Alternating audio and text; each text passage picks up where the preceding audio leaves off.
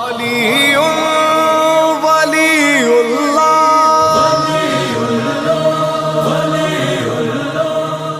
الصلاة والسلام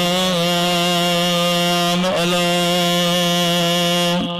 سيد المرسلين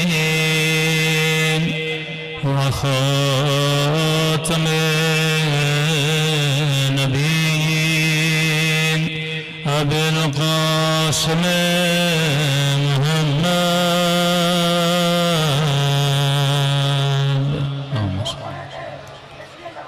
وعلى آله الطيبين الطاهرين معصومين. سب مل کے اپنے مولا کے ظہور کی دعا. اللہم کل ولیک حجت ابن الحسن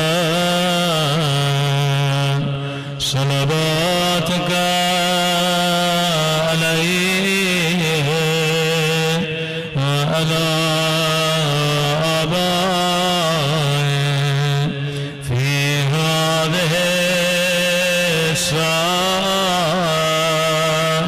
وفي كل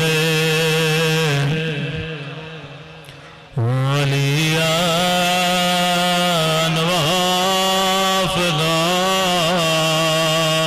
وقائدا وناصرا ودليلا وعنا حتى تسنه أرضك وتمتعه فيها طويلا برحمتك يا أرحم الراحمين. صلوات پڑھے محمد وعلى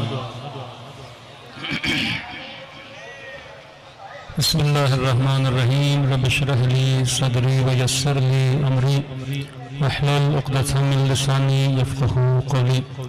اما بعد فقد قال سبحانه وتعالى یا ایها الذین آمنوا اتقوا الله وكونوا مع الصادقین. صلوات پڑھے محمد وعلى محمد.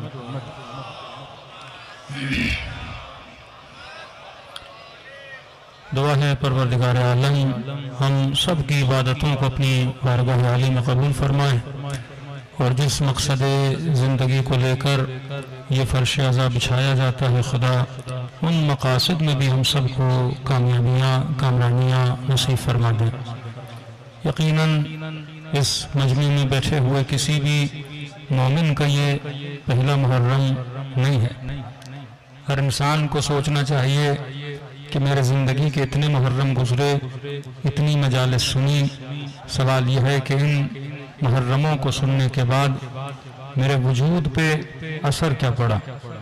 محرم ارتقاء انسان کا نام ہے، محرم ترقی وجود انسان کا نام ہے، محرم غفلت میں سوئے ہوئے انسانوں کو بیدار کرنے کا نام ہے. محرم ایک رسم نہیں جو انسان منائے اور اس کو ہر سال منائے جائے. محرم کا مطلب یہ ہے کہ ہم تجدید عہد کرنے آتے ہیں اپنے وقت کے امام زمانہ کہ مولا ہم ہر سال اس فرش عزا پہ آتے ہیں. اتنی عظیم قربانی جو امام حسین نے دی، اس قربانی کو مد نظر رکھتے ہوئے ہم تجدید عہد کرتے ہیں کہ اگر کبھی ایسا وقت آیا اور ہمارے امام نے ہمیں بلایا کہ حل من ناصر ینصرنا، حل من یغیث یغیثنا، کہ کون ہے ہماری آواز پہ لبیک کہے، تو یہ ٹریننگ دی جا رہی ہے، نسل در نسل ٹریننگ دی جا رہی ہے. آج اسی ٹریننگ کے نتیجے میں اگر واقعاً استعمار کے مقابلے میں کوئی قوم کھڑی ہے وہ امام حسین کو ماننے والی قوم ہے. یعنی یہ صرف ہم نہیں کہہ رہے، وہ جو ہمیں مانتے بھی نہیں ہیں، وہ جو ہمارے ہم مسلک بھی نہیں ہیں، وہ بھی یہ کہہ رہے ہیں کہ واقعاً وقتاً بوقتاً اس قوم نے ثابت کیا ہے کہ وقت کے ظالم کے مقابلے میں کھڑا ہونا ہو یہ صف اول میں ہوتے ہیں، شہادت کے میدان میں کھڑا ہونا ہو یہ صف اول میں ہوتے ہیں، مشکلات کو برداشت کرنا ہو یہ صف اول میں ہوتے ہیں۔ کہاں ہوتا ہے بغیر پبلسٹی کے، کہاں ہوتا ہے بغیر دعوت ناموں کے لوگ فرش عزا پہ آ جائیں۔ یہ کیسی حرارت ہے، یہ کیسی محبت ہے کہ صرف محرم کا چاند نظر آنے کا انتظار ہوتا ہے، لوگ خود ہی کپڑے لینا شروع کر دیتے ہیں، خود ہی ہر چیز کو بنانا شروع کر دیتے ہیں کہ وہ انسان جو اپنی گھر کی گلی تک جانے کے لیے تیار نہیں ہوتا، کہتا ہے گاڑی نہیں ہے، گاڑی ہے تو گاڑی کا ایسی خراب ہے، جب فیسلٹی ہوگی تو میں جاؤں گا۔ یعنی 2 گھنٹے کے سفر کے لیے بھی وہ گاڑی کو تلاش کرتا ہے، وہ فیسلٹیز کو تلاش کرتا ہے۔ لیکن یہ کیسی حرارت ہے کہ کربلا میں منتیں کی جاتی ہیں کہ گاڑی پہ سوار ہو جا، لیکن کہتا ہے نہیں، میں نے پیدل حسین کی طرف جانا ہے۔ یہ اتنی تکلیفوں کو برداشت کرتا ہے، یہ کیسی محبت ہے، یہ کیسی حرارت ہے، یہ وہی معجزہ ہے۔ آپ قوم تشیع نے اس زمانے کو یہ ثابت کیا ہے کہ واقعاً ہم نے اہل بیت کی محبت کا حق ادا کیا ہے۔ کچھ قومیں ایسی تھیں جو معجزے دیکھ کے پھر گئیں۔ موسیٰ کا معجزہ دیکھا کہ دریا کو زمین بنا دیا، لکڑی کو اژدہا بنا دیا۔ اتنے معجزے کرنے کے بعد بھی اس قوم نے موسیٰ کو چھوڑ دیا، بچھڑے کی عبادت میں چلے گئے۔ لیکن واقعاً تشیع نے ظاہری طور پہ کوئی معجزہ نہیں دیکھا۔ ہم نے صرف نام حسین سنا ہے، ہم نے صرف کردار حسین دیکھا ہے، ہم نے صرف اس منبر سے کربلا سنی ہے۔ اور یہ کم معجزہ ہے کہ ہمارے دلوں میں خدا نے اتنی محبت کو ڈال دیا ہے کہ جبکہ شہادت 10 محرم کو ہے، آج پہلی محرم ہے اور ہم شہادت حسین 9 دن پہلے منانے کے لیے آ گئے ہیں۔ نارمل تو یہ ہونا چاہیے کہ 10 دن جس دن شہادت ہے اس دن کے بعد 10 دن منانے چاہیے، لیکن یہ کیسی حرارت ہے جو ہر کسی کے دل میں آ جاتی ہے۔ عام دنوں کا غم اور ہے، محرم کا غم اور ہے۔ یہ کیسا غم ہے جو دل کو اتنا غمگین کر دیتا ہے؟ تو فرماتے ہیں یہ دل کا ربط ہے اپنے وقت کے امام سے کہ جیسے محرم کا چاند آ جاتا ہے دل فرزند زہرا غمگین ہو جاتا ہے، اور جب اس امام کا دل غمگین ہوتا ہے تو ہم سب کے دلوں پہ اس امام کا اثر پڑتا ہے۔ وہاں حجت خدا روتا ہے، یہاں یہ دل غمگین ہوتا ہے۔ فرمایا دلوں کا جڑنا کہ آپ کربلا جاتے ہو، مختلف واقعاً تشیع کو کس نے جوڑا ہے؟ یہ محبت امیر المؤمنین نے جوڑا ہے، یہ محبت امام حسین نے جوڑا ہے۔ یہاں پہ کئی ایسے لوگ ہوں گے جنہوں نے شاید ایک دوسرے کے چہرے دیکھے ہوں، یہ چہرے محرم میں نظر آتے ہیں۔ یہ کون ہے جو ان چہروں کو جوڑ رہا ہے؟ یہ کون ہے جو ہمیں ایک دوسرے کے ساتھ وابستہ کر رہا ہے؟ یہ عشق حسین ابن علی ہے، یہ محبت حسین ابن علی ہے۔ یا کوئی کم معجزہ ہے؟ ایک سیاسی جلسہ بھی کرنا ہو، کتنے لوگوں کو زبردستی لایا جاتا ہے۔ یہاں کسی کو کھانے کی لالچ نہیں دی گئی، پیسے کی لالچ نہیں دی گئی، لوگ اپنا وقت صرف کر کے فرش عزا پر آتے ہیں۔ واقعاً عزاء حسین اور محبت حسین کسی معجزے سے کم نہیں ہے، اور خدا نے اسی عزاداری کے صدقے میں تشیع کو عزت عطا کی ہے۔ آج فلسطین کے معاملے میں شیعہ سب سے آگے ہیں، یمن کے معاملے میں شیعہ سب سے آگے ہیں۔ یہ تشیع ہے جو وقت کے استعمار کے مقابلے میں کھڑی ہے۔ اور یہ درس ہمیں کس نے دیا ہے؟ امام حسین نے دیا ہے کہ فرمایا مرنا ہے تو مر جانا، لیکن کبھی اپنی عزت پہ کمپرومائز نہ کرنا۔ صلوات پڑھے محمد و آل محمد۔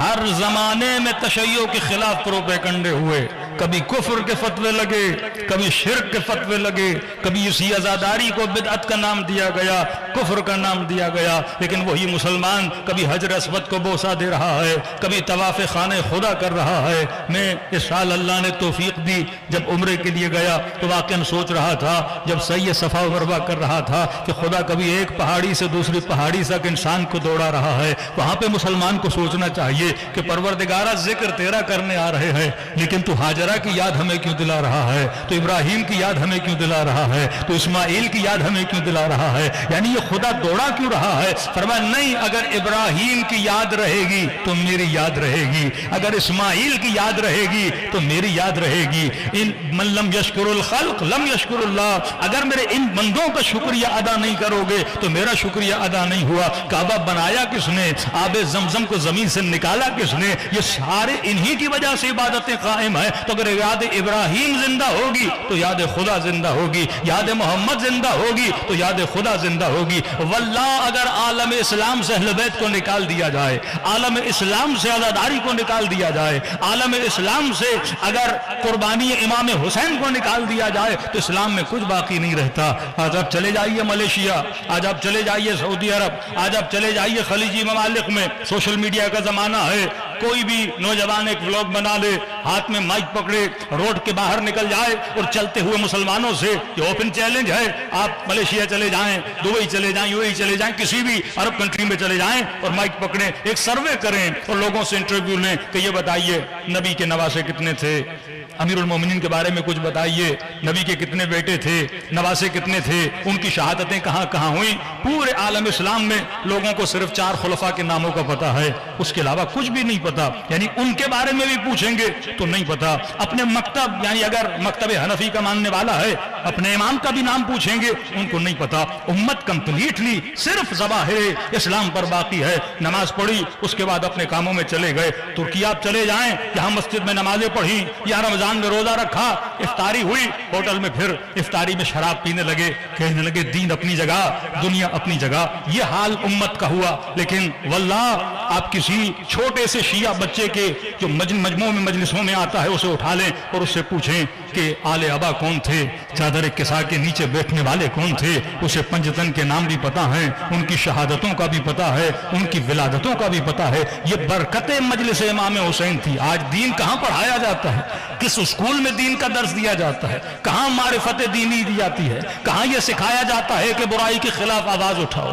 कहाँ यह सिखाया जाता है कि मारूफ को बयान करो और मुनकर को बयान करो। ये इस्लामी कवानीन अगर हमें कहीं से मिल रहे हैं, ये बरकते फर्श अज़ा इमाम हुसैन है। वल्लाह अगर मजलिसों को निकाल दिया जाए तो दीन का खात्मा हो जाएगा। वही हाल होगा जो तुर्की के मुसलमानों का है, वही हाल होगा जो मलेशिया के मुसलमानों का है। यानी सिर्फ नमाज और रोजे की हद तक मुसलमान बाकी रह जाएगा। आज अगर खुदा ने इज्जत दी है, ये वकार दिया है, तो ये जिक्र हुसैन के सदक़े में दिया है। सलवात पढ़े मोहम्मद वाले मोहम्मद पर।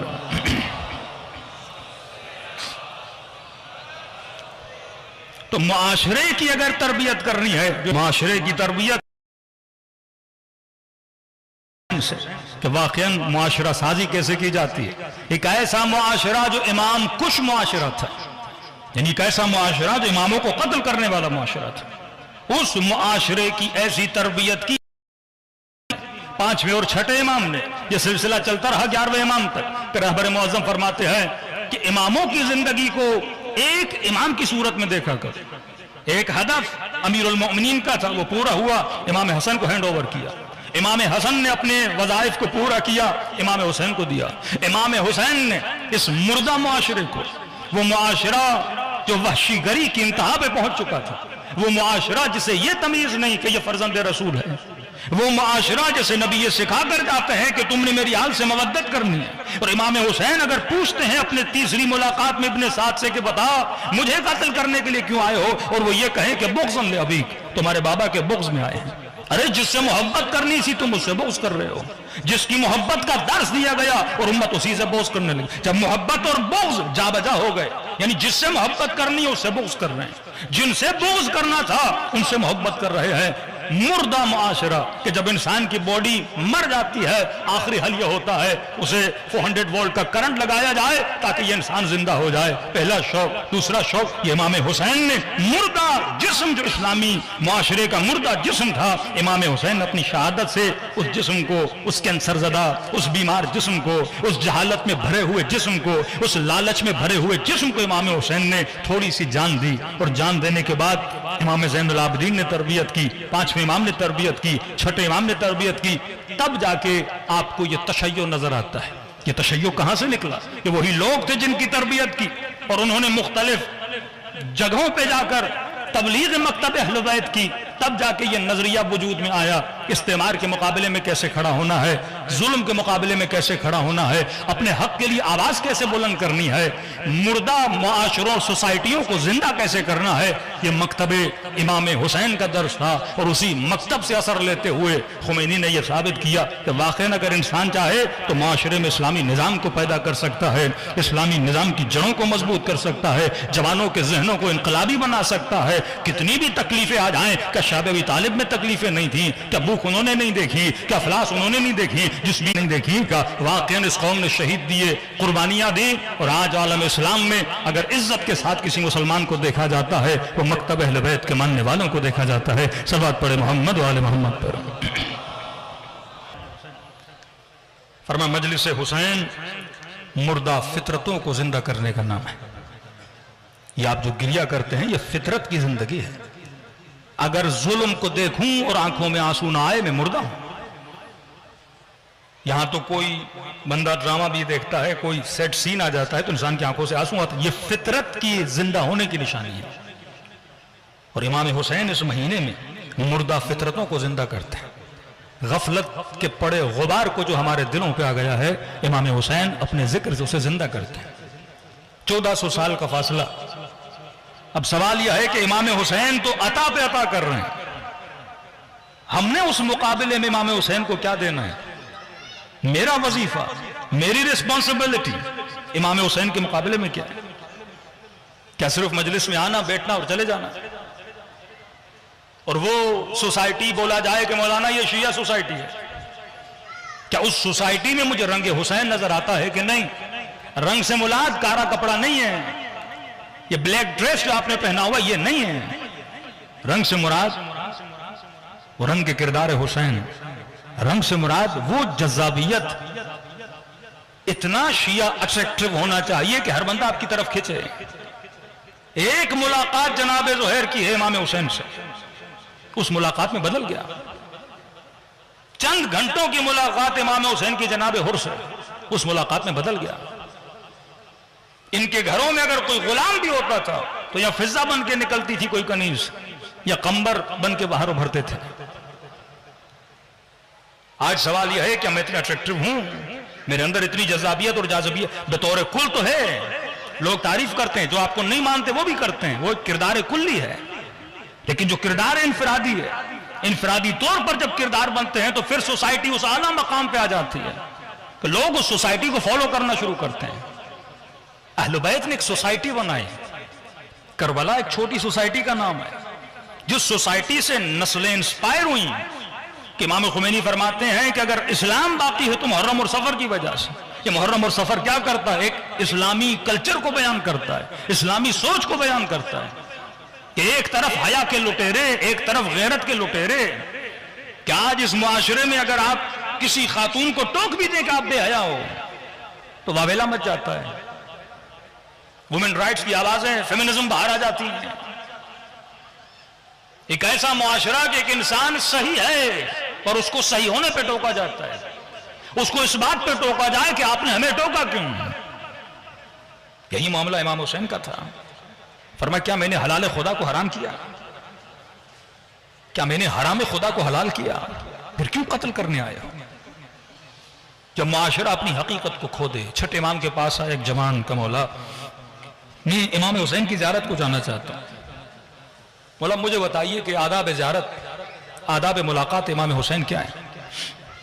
چھوٹی سی روایت لیکن اس میں بڑا پیغام۔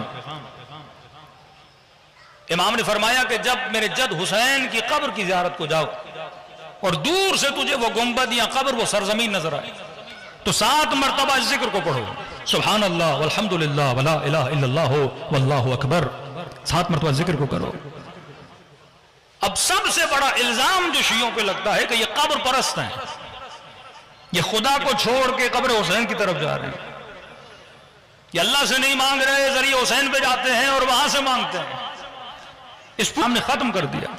فرمایا جاؤ زیارت حسین کے لیے، اور جب نگاہ ذریعہ حسین پہ، گنبد حسین پہ، قبر حسین پہ، سرزمین کربلا پہ پڑے تو فرمایا یہ ذکر کرو، سبحان اللہ والحمدللہ ولا الہ الا اللہ واللہ اکبر۔ زیارت حسین کی ہے لیکن فرمایا وہاں جا کے ذکر کس کا کرو؟ اللہ کا کرو۔ تاکہ یہ تصور ہی ختم ہو جائے کہ ہم وہاں پہ کوئی اور ذکر کرنے جاتے ہیں. اور فرمایا جب یہ ذکر کر دو اس کے بعد پھر 7 مرتبہ ایک سلام بھیجو. ایک نعرہ بڑا مشہور ہے تشیع میں جو ہم کہتے ہیں لبیک یا حسین. یہ ہمارا بنایا ہوا نعرہ ہے، روایی نعرہ نہیں ہے. جو نعرہ میرے چھٹے امام نے بتایا وہ یہ ہے. فرما پہلے کہو سبحان اللہ والحمدللہ ولا الہ الا اللہ واللہ اکبر. اس کے بعد یہ کہو السلام علیکہ یا داعی اللہ، یا یہ کہو لبیک یا داعی اللہ. ترجمہ 7 مرتبہ کہو لبیک یا داعی اللہ. اے اللہ کی دعوت پر لبیک کہنے والے حسین، میں تجھے لبیک کہنے کے لیے آیا ہوں. یہ نہیں کہ لبیک یا حسین. جب آپ کہو گے لبیک یا حسین پھر وہی مسلمان کیا بولے گا جو آج کل بولتے ہیں ہم تو کچھ بھی کریں ان کو تو بولنا ہی ہے.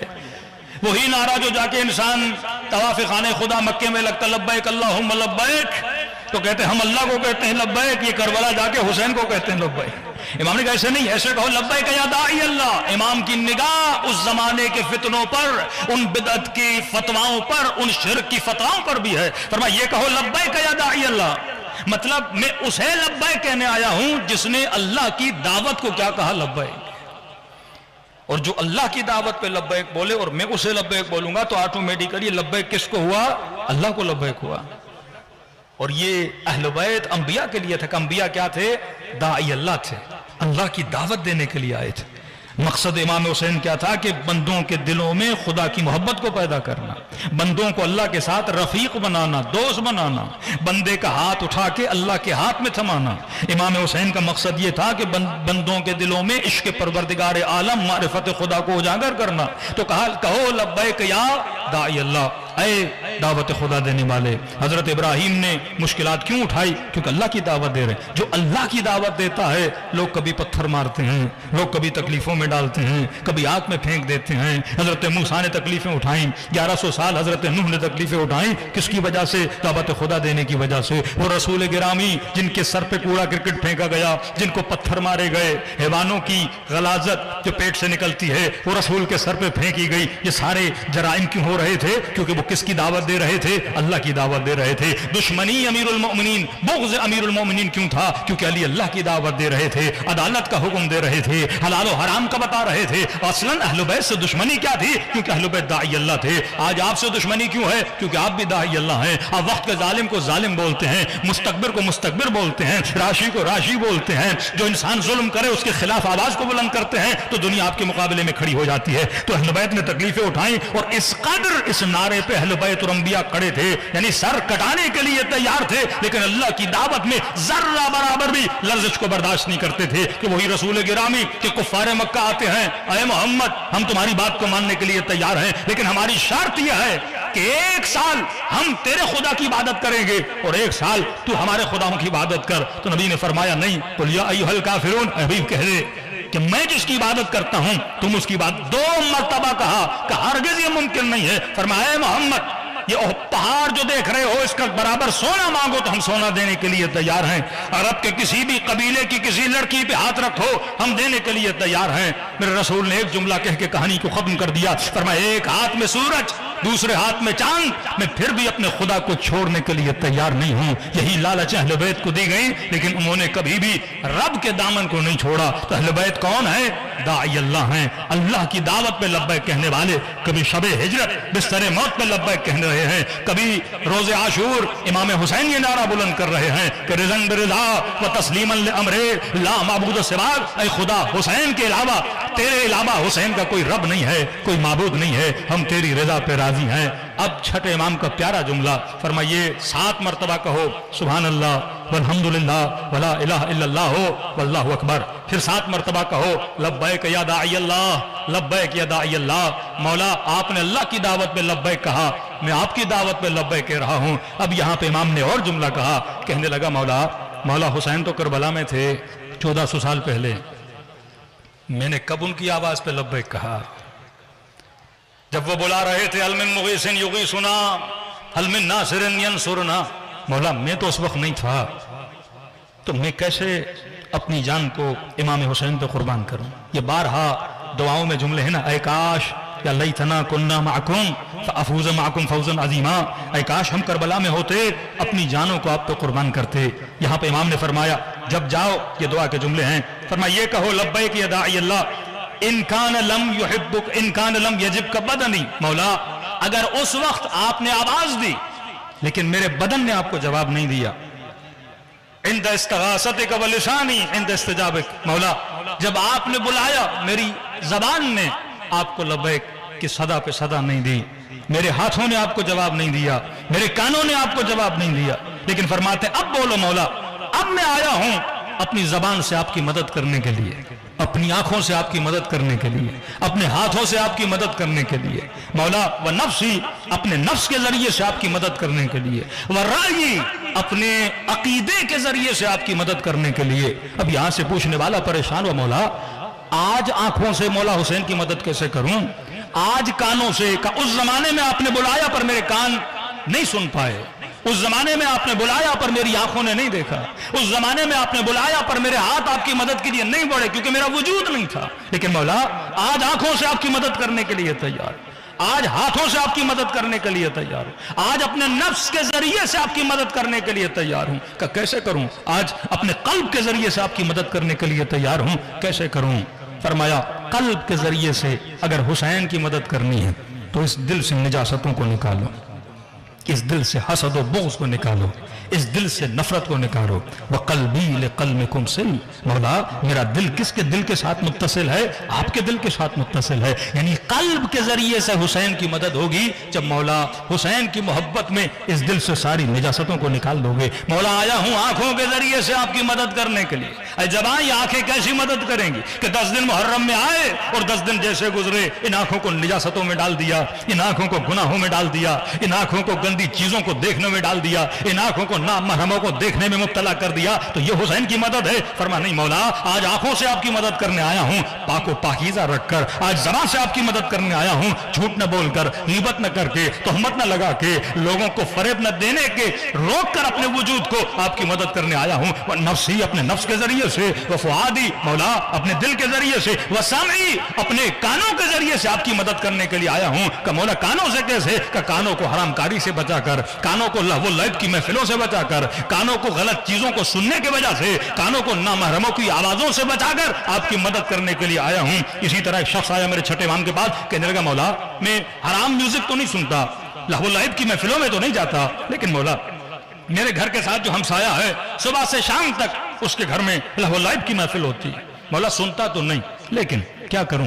جہاں میرا بیت الخلا ہے، جب قضائے حاجت کے لیے جاتا ہوں، مولا بیت الخلا کی جو دیوار ہے وہ ساتھ کے گھر کی دیوار کے ساتھ ملی ہوئی ہے۔ اب ظاہر انسان بیت الخلا میں جائے 10 منٹ 15 منٹ، تو کہا کہ مولا جب اس گھر سے غنا کی آواز آتی ہے، نیت بیت الخلا کی ہے لیکن میوزک سن کے تھوڑی دیر زیادہ بیٹھ جاتا ہوں، بتائیے میرے لیے حکم کیا ہے؟ معصوم نے فرمایا ان السمع والفؤاد والبصر، یہ قرآن کی آیت نہیں پڑھی کہ تم آنکھوں، کانوں، زبان کے حوالے سے مسئول ہو، اللہ پوچھے گا یہ میری امانت تھی تم نے کہاں استعمال کی تھی؟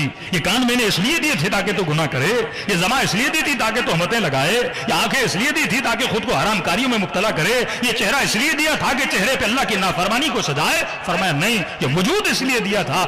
آج میں امام زمانہ کی مدد کروں تو کیسے کروں؟ لوگ چندہ جمع کرتے پھرتے ہیں کہ مولا کی مدد کرنی ہے، اصل مدد یہ ہے کہ آنکھوں کو اس قابل بناؤ کہ امام فخر کریں، زبان کو اس قابل بناؤ کہ امام فخر کریں، کانوں کو اس قابل بناؤ کہ امام فخر کریں۔ وہ نفسی مولا ہوا و ہوس سے نفس کو روک کر میں آپ کی مدد کرنے کے لیے تیار ہوں۔ یہ واقعہ سب نے مصائب امام حسین میں سنا ہے کہ حضرت عباس علمدار جب نہر فرات پر پہنچتے ہیں، دیکھیے ایک ہے انسان کی خواہش رکھنا جرم نہیں، فطرت کا تقاضا ہے۔ کسی نے پوچھا امیر المومنین سے کہ مولا جناب سلمان سے آپ اتنی محبت کیوں کرتے ہیں؟ محبت کا ریزن ہونا چاہیے، جو محبت وداؤٹ ریزن ہے وہ محبت کسی کام کی نہیں، بغیر وجہ کی محبت وہ لہو و لعب کی محبت ہے۔ محبت صادق، محبت سچی، محبت کی بنیاد اہل بیت، محبت کی بنیاد خدا۔ واللہ اگر ہماری زندگیوں میں محبت اور بغض سیٹ ہو جائیں کہ میں اس سے محبت کروں جسے کرنی چاہیے، میں اس سے بغض کروں جسے، آج یہ پورا مسلم معاشرہ تباہی کی طرف کیوں جا رہا ہے؟ کیونکہ نہیں پتا مسلمانوں کو کہ محبت کس سے کرنی ہے۔ آج مسلمان کہتے ہیں علی سے بھی محبت ہے، جس نے علی کو تکلیف دی اس سے محبت ہے، سیدہ سے محبت ہے، جس نے ظلم کیا اس سے بھی محبت ہے، قاتل سے بھی محبت ہے، مقتول سے۔ جب پوری سوسائٹی کی محبت اور نفرت ہی مکس ہو جائے، کنفیوز ہو جائے کہ محبت کس سے کرنی ہے، ایک قاتل کر رہا ہے اس سے محبت، قتل کر کے اس کی بیوی سے زنا کر رہا ہے اس سے بھی محبت، اور جسے قتل کر دیا گیا اس سے بھی محبت، یہ ایک ایسا اسلامی معاشرہ جو ذہنی طور پہ بیمار ہو چکا ہے۔ اب یہی معاشرے کا نتیجہ یہ ہوتا ہے جب کربلا میں آتے ہیں، جس علی سے محبت کرنی ہے کہتے ہیں بغضاً لابی، ہم بابا کی محبت میں تجھے قتل کرنے آئے۔ یہ تباہی کا شکار معاشرہ۔ آپ کا مکتب عقل ہے، اہل بیت نے یہ سکھایا کہ اپنی لائن کو سیدھا کرو، اگر زندگی میں تمہاری محبتیں مکس ہو گئیں تو تباہ و برباد ہو جاؤ گے۔ جس سے محبت نہیں کرنی تو اس سے محبت کر، جس سے نفرت کرنی ہے تو اس میں مبتلا ہو جائے۔ یہ قرآن کی آیت ہے کہ جن لوگوں نے دین خدا کا مذاق اڑایا، اور اگر تو ان کی محبت میں مبتلا ہوتا ہے تو قیامت کے دن انہی کے ساتھ اٹھایا جائے گا۔ ہمارا حشر انہی سے ہوتا ہے جن سے محبت کرتے ہیں۔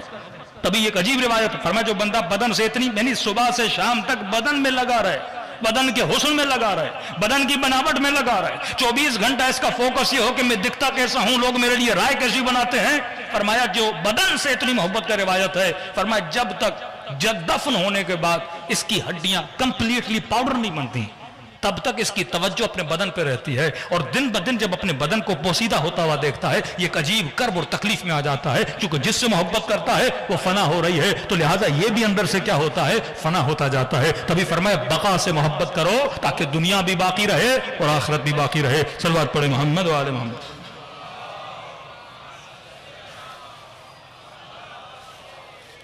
پوچھا مولا سلمان سے اتنی محبت کیوں کرتے ہیں؟ میں نے کہا خواہش رکھنا گناہ نہیں، خواہش ایک فطری تقاضا ہے، انسان اظہار خواہش کر سکتا ہے۔ مثلا آپ نے روزہ رکھا، دوپہر کو بھوک لگی، کوئی کھانا دیکھا، پانی کا گلاس دیکھا، اندر خواہش پیدا ہوئی میں پانی پیوں، خواہش پیدا ہوئی کہ میں کھانا کھاؤں۔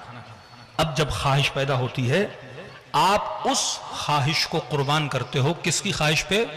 اللہ کی خواہش پہ، کہ اے بدن مغرب تک انتظار کر، کیونکہ اللہ کا حکم ہے کھانا تب کھانا ہے جب کیا آ جائے، مغرب کی اذان آ جائے۔ تو آپ نے اپنی خواہش کو قربان کیا اللہ کی خواہش پہ۔ خواہش کا ہونا بری بات نہیں۔ امیر المومنین فرمایا مولا سلمان سے اتنی محبت کیوں کرتے ہیں؟ مولا نے فرمایا 3 صفات کی وجہ سے سلمان علی کو بہت پسند ہے۔ مولا کون سی صفت؟ فرمایا پہلی صفت کہ سلمان جب بھی کسی چیز کی خواہش کرتا ہے، جب بھی کوئی کام کرنا چاہتا ہے، سب سے پہلے یہ دیکھتا ہے کہ علی کی خواہش کیا ہے، علی کی مرضی کیا ہے۔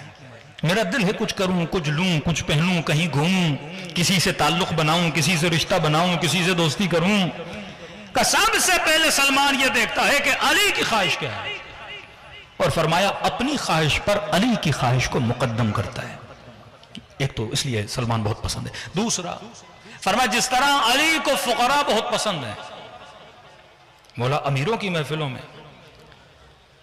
مشہور لوگوں کی محفلوں میں، سیلفیوں والوں کی محفلوں میں اتنا نہیں بیٹھتے تھے، ان کی محفلوں میں جو فقیر ہوتے تھے، جو غریب ہوتے تھے، جن کے ساتھ کوئی بیٹھنے کو تیار نہیں، فرمایا سلمان کو فقیروں کے ساتھ بیٹھنا بڑا پسند ہے، اس لیے پسند ہے۔ تیسری صفت سلمان علماء کی محفل میں بیٹھنا پسند کرتا ہے۔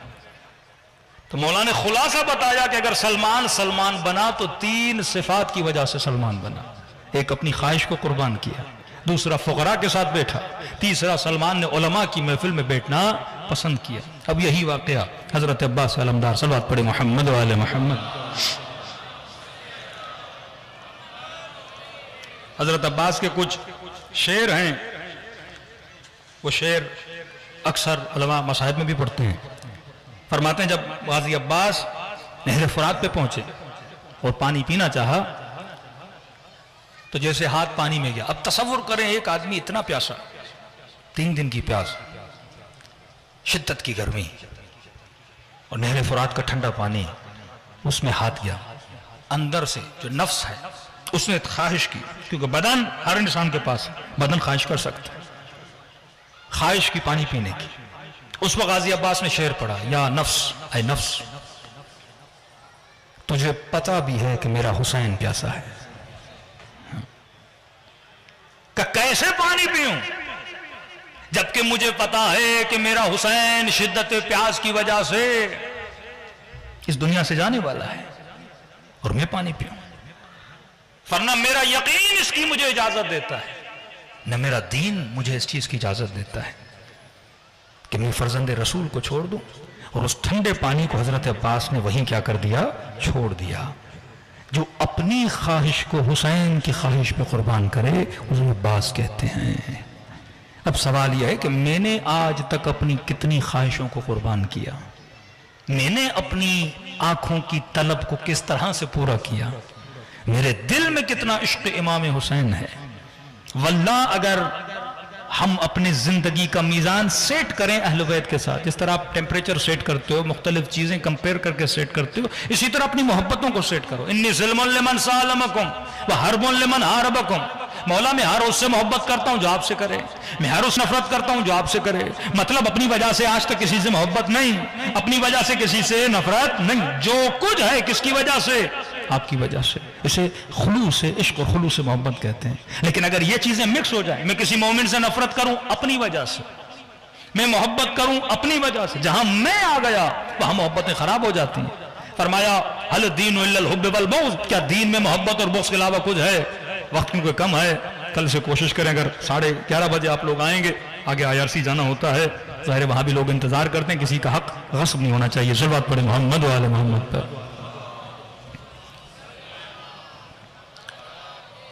دیکھیے کس قدر نگاہ اہل بیت ہے۔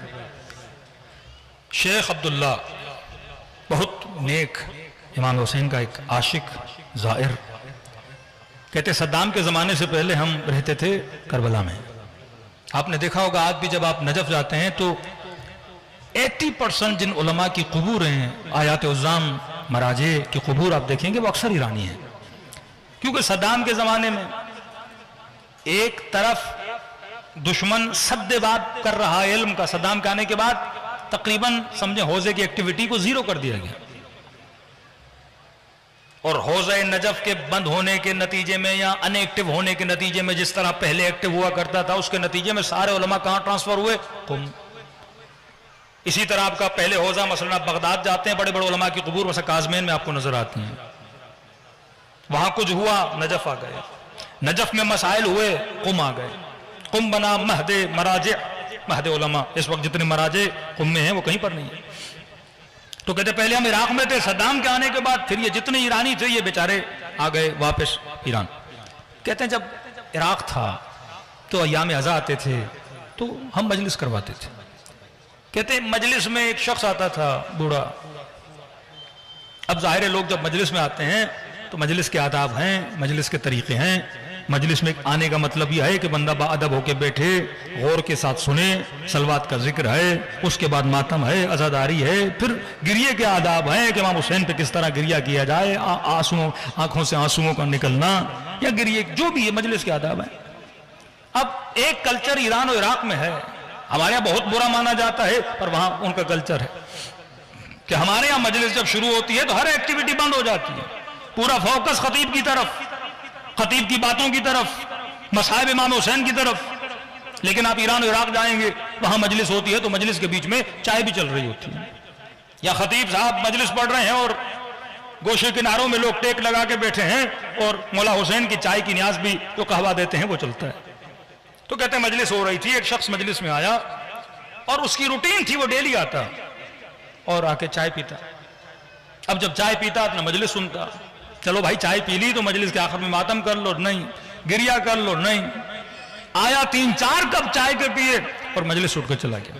شیخ عبداللہ کہتے ہیں یہ بات مجھے بڑی بری لگی، یادہ بھی مجلس کے خلاف ہے کہ مجلس میں آئے ہو کم از کم گریہ کرو، ماتم کرو، توجہ سے سنو، 4 صلواتیں پڑھو۔ یہ کیا ہوا کہ آپ مجلس میں آئے اور آپ نے چائے پی اور آپ مجلس سے نکل گئے؟ کہتے ہیں میں نے کہا نہیں لیکن دل میں برا ضرور مانا۔ صدام آیا، ہم کہتے ہیں عراق سے ایران چلے گئے، ایران میں پھر مجلس میں بپا کی۔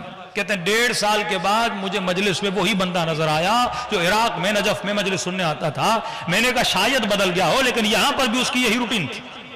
مجلس شروع ہوئی اور اس نے چائے پینا شروع کی اور 3-4 کپ پیے اور پھر نکل گیا۔ انہیں کہا بندے خدا نہ وہاں پہ سدھرا نہ یہاں پہ سدھرا، وہی کام ہے اس کے، نہ غور سے مجلس سنتا ہے، نہ ماتم کرتا ہے، نہ گریہ کرتا ہے، بس آیا اور 3-4 چائے کے کپ پہ کے نکل جاتا ہے۔ کہتا 1.5-2 سال کے بعد اس کا انتقال ہو گیا، یہ دنیا سے چلا گیا۔ شیخ عبداللہ کہتے ہیں کہ اللہ نے اس کے مرنے کے 1-1.5 سال بعد مجھے اس کی برزخ دکھائی۔ ظاہر ہم جتنے بھی مومنین اس دنیا سے جائیں گے عالم برزخ میں جائیں گے۔ برزخ میں 2 وادیاں ہیں، وادی السلام اور وادی برہوت۔ وادی السلام سلامتی کی وادی، وادی برہوت جہاں پہ لوگوں کو عذاب دیا جائے گا۔ کہتے ہیں اللہ نے مجھے اس کی برزخ دکھائی، نہ رشتہ دار ہے نہ کچھ، کیونکہ اس کے ذہن میں اس مومن کے لیے خیال تھا جو برا خیال تھا، یہ چائے پینے والا ہے، اس کو کیا اجر ملے گا، یہ جنت میں تھوڑی جائے گا، یہ تو شاید توہین مجلس کر رہا ہے، نہ گریا نہ ماتم نہ سن رہا ہے، آیا چائے پی کے چلا گیا۔ کہ اللہ نے جان بوجھ کے مجھے اس کی برزخ دکھائی۔ شیخ عبداللہ کہتے ہیں میں نے دیکھا کہ برزخ کے باغوں میں سے ایک باغ میں بیٹھا ہوا ہے، پریشان ہوا۔ میں نے کہا بوڑھے کس نے دیا یہ باغ؟ کہتا جب مرا تو حسین لینے کے لیے آئے اور مجھے کہا کہ یہ باغ لے، ابھی چھوٹا ہے، ابھی یہاں پہ رہ، عالم قیامت میں تجھے اور بڑا باغ عطا کیا جائے گا۔ میں نے کہا کہ بوڑھے میں نے تو چائے کے علاوہ تجھے اور کچھ کرتے ہوئے نہیں دیکھا، تو صرف مجلس امام حسین میں چائے پینے آتا تھا، اور تم نے کیا کیا؟ کہ یہ کہا تو غصہ ہو گیا۔ اس نے کہا شیخ چائے تو گھر میں بھی تھی، شیخ چائے تو میرے گھر میں بھی تھی، میں مجلس حسین میں چائے پینے نہیں حسین کی چائے پینے کے لیے آتا تھا۔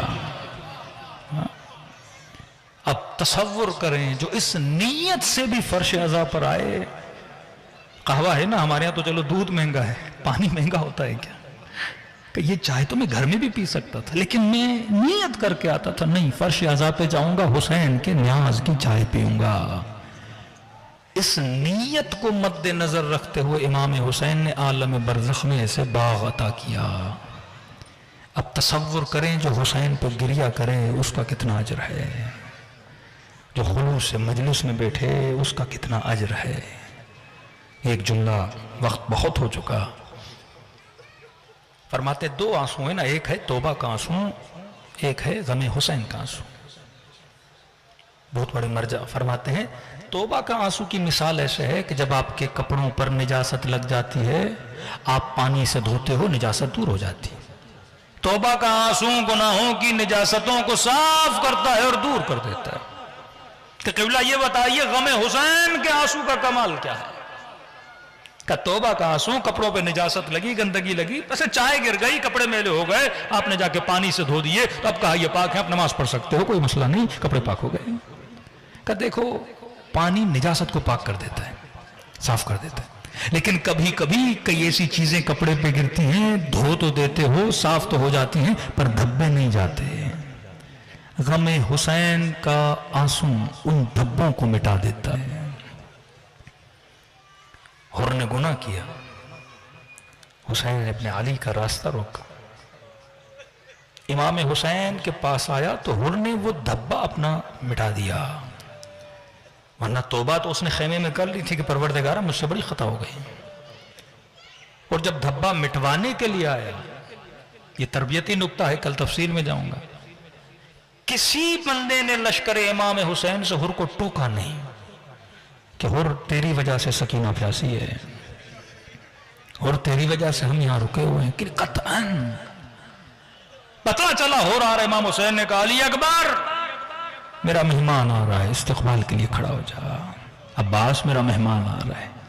فرمایا توبہ کر کے پلٹے، پچھلی زندگی کو نہ دیکھا کر، یہ تو فاسق تھا، یہ تو فاجر تھا، یہ تو راشی تھا، یہ تو بدحجاب تھی، اب یہاں کیا کرنے آئی ہے؟ فرمایا قطعاً یہ اخلاق اہل بیت نہیں ہے، پوری زندگی کسی نے نماز نہیں پڑھی، آج تو مسجد آ گیا، کیوں ٹوک رہے ہو؟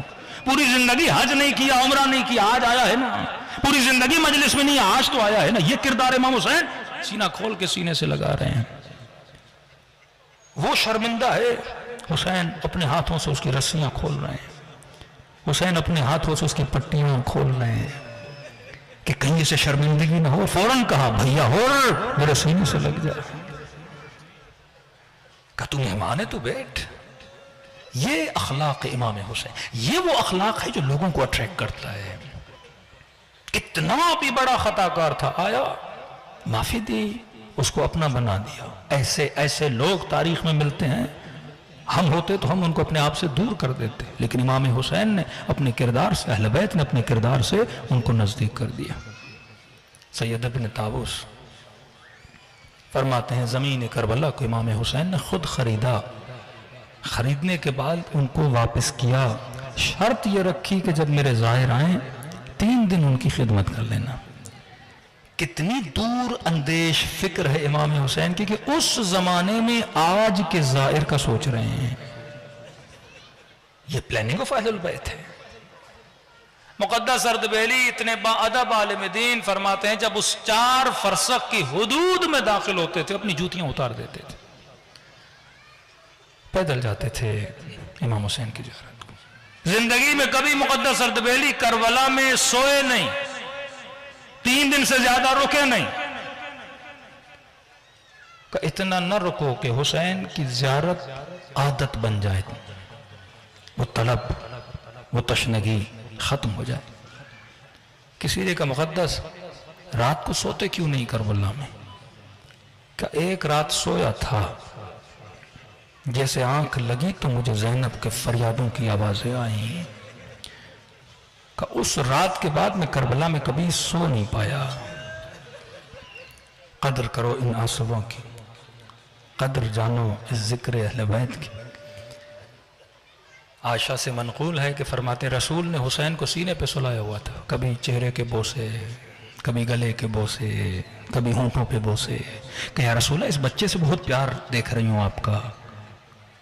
فرمایا یہ وہی میرا نواسا ہے جسے امت بڑی ظلم کر کے مارے گی، اور کہا کہ جو اس کی زیارت کو جائے گا خدا اسے میرے 2 مقبول حجوں کا ثواب دے گا۔ کا 2 حج، کہا 4، کا 4 حج، کا 9۔ روایت ہے کہتے گئے یہاں تک کہا کہ جو میرے اس نواسے کی زیارت کرے گا خدا اسے میرے مقبول 99 حجوں کا ثواب دے گا۔ آج دنیا محروم ہے ثواب سے، یہ نعمت خدا ہے کہ خدا ہمیں رزق دے رہا ہے کہ ہر شیعہ نے کم از کم 99 رسول کے حجوں کا ثواب حاصل کیا ہو۔ اور صرف یہ نہیں کہ کربلا جا کے ملتا ہے۔ کسی نے کہا مولا بیمار ہوں، ہر سال میں پڑھتا ہوں یہ، بیمار ہوں، پریشان ہوں، مولا تنگ دست ہوں، آپ کی کربلا نہیں آ سکتا۔ فرمایا ہم کریم ہیں، خلوص دل سے جہاں ہو مجھ حسین کو سلام کیا کرو، خدا تجھے ثواب زیارت حسین عطا کرے گا۔ کہ مولا ایک چھوٹے سے سلام سے ثواب زیارت ملے گا؟ کہ مومن ایک نشانی اگر تیرے اندر آ جائے، کہ مولا کون سی نشانی؟ کہ جب مجھ غریب کو سلام کرو اگر نہ چاہتے ہوئے تیری آنکھوں میں آنسو آ گئے، یہ مت سمجھنا یہ تیرے آنسو ہیں، حسین نے تجھے تیرے سلام کا جواب دیا ہے۔ دلوں کو کربلا کی طرف متوجہ کریں۔ 2 جملے مصیبت کے، آج وقت کافی ہو چکا ہے، اور دعا کریں کہ خدا ہم سب کو ثواب زیارت حسین کا ثواب عطا کرے۔ السلام علی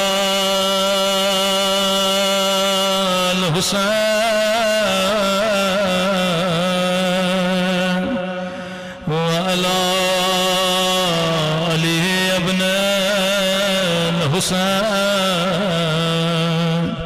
وعلی حسین وعلی اصحاب الحسین، سب مل کے السلام علی۔ مجمع بہت ہے، حسین کی صدا بلند ہونی چاہیے۔ وعلی علی ابن الحسین وعلی حسین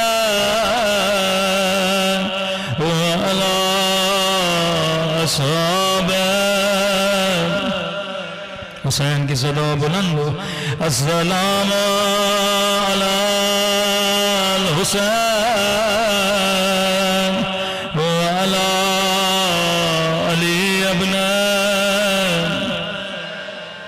وعلی الحسین وعلى أصحابه میرا سلام ہو زینب کی لٹی ہوئی چادر پہ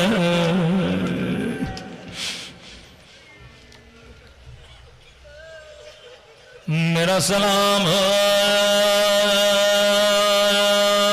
رسیوں میں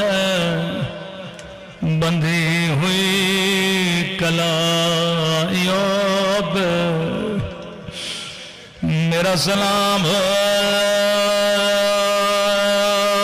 ان ننھے سے زخمی کانوں پہ جنوں سے در اتار گئے تھے میرا سلام ان ننھے سے رخساروں پہ جن کا رنگ تماچوں نے بدل دیا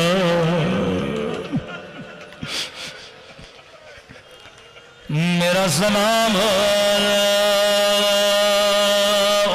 خشک ہونٹوں پہ جنہیں ظالم چھڑی مار رہا تھا آج پہلی محرم کی رات پر دل ایسے غمگین جیسے شہادت حسین عرض کی کیونکہ آج کے دن فرزند زہرا غمگین فرماتے مومن تو سن کے روتا ہے لیکن میں نے اپنی آنکھوں سے دیکھا ظالم میری سکینہ کو تماچے مار رہا تھا میں نے اپنی آنکھوں سے دیکھا میرے جد کے بدن پہ گھوڑے دوڑائے جا رہے تھے